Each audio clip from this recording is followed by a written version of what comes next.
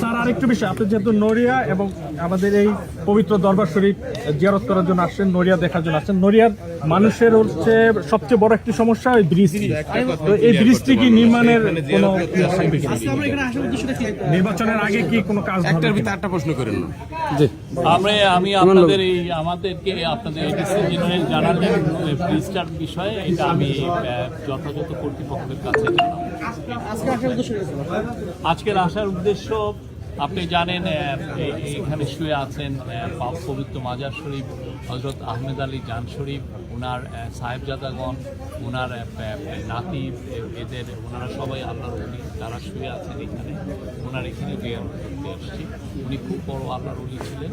উনি ওনার দ্বারা ইসলামের অনেক খেদমত হয়েছে। অনেকগুলো সুন্দর সুন্দর বই আছে, আমি দু একটা পড়েওছি কিছু কিছু।